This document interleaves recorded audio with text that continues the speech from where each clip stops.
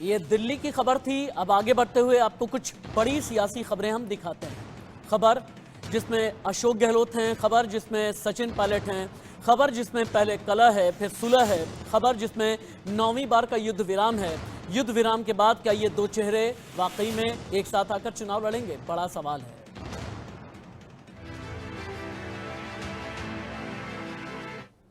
अशोक गहलोत और सचिन पायलट के बीच 9वीं बार युद्ध विराम हो गया है। दोनों ही रहे चुप, केवल मुस्कान आई बाहर।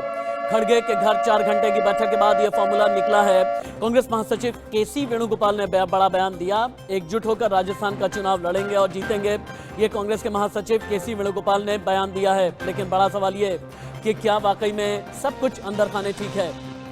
इंडिया न्यूज संवाददाता विष्णु ज्यादा जानकारी के साथ में लाइव हैं। सीधे विष्णु का रुख कर लेते हैं। विष्णु, कलह सुलह 9 बार के युद्ध विराम के बाद में क्या वाकई में सचिन पायलट की नाराजगी दूर हो गई?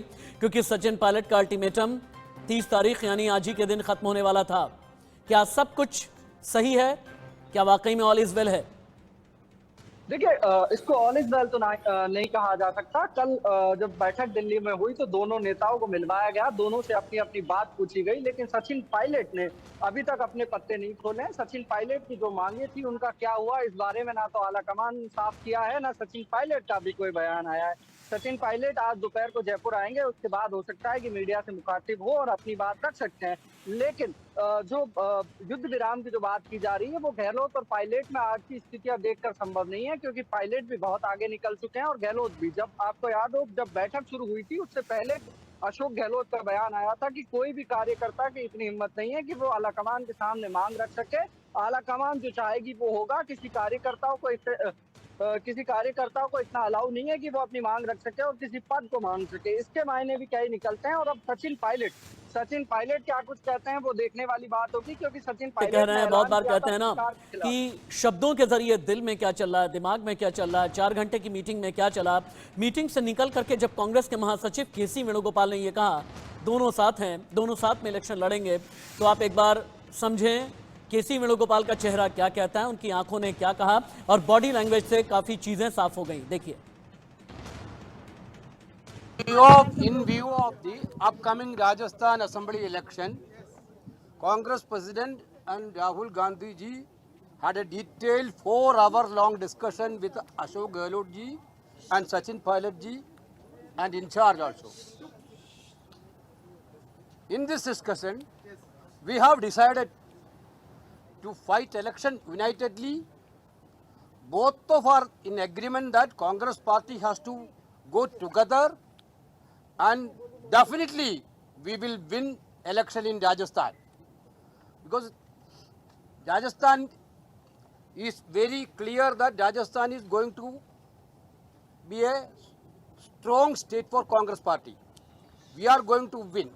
Therefore, both the leaders, Ashok ji and Sachin ji, unitedly and unanimously agreed with the proposal of these things.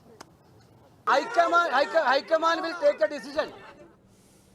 Delhi में राहुल गांधी के साथ मीटिंग के बाद में ये सुलह हुई है। कहा यह जा रहा है कि खड़गे मना नहीं पाए, लेकिन जब इंटरवीन किया राहुल गांधी ने, उसके बाद माने दो बड़े नेता अशोक गहलोत और सचिन पायलट 4 घंटे तक साथ रहे। मैराथन मीटिंग में पायलट मुद्दे के समाधान का फॉर्मूला निकाला गया। क्या फॉर्मूला तय किया गया ये अभी तक साफ नहीं है। 30 मई यानी आज के दिन खत्म हो रहा था सचिन पायलट का अल्टीमेटम।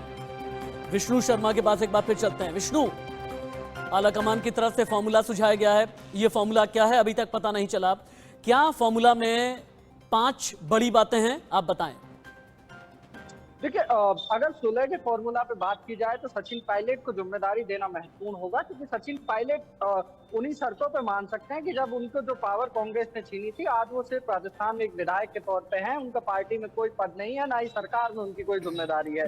या तो सचिन पायलट को अध्यक्ष बनाया जाए, या फिर सचिन पायलट के जो लोग हैं, जो सचिन पायलट के जो समर्थक विधायक थे, उनको पद दिए जाए। उन समर्थित जो विधायक थे उनको सरकार में हिस्सेदारी दी जाए, बड़े पदों पर बिठाया जाए। साथ ही साथ जो कांग्रेस के अंदर जो संगठन के पद है वो उनको दिए जाए। साथ ही साथ सचिन पायलट को इलेक्शन कमेटी का अध्यक्ष बनाया जा सकता है। जो टिकटों के बंटवारे हैं उस पर महत्वपूर्ण भूमिका निभाई जा सकती है, क्योंकि कहीं ना कहीं सचिन पायलट के जो समर्थक थे उनके मन में ये सवाल लगातार उनको विष्णु शर्मा, बहुत शुक्रिया, बहुत बहुत धन्यवाद।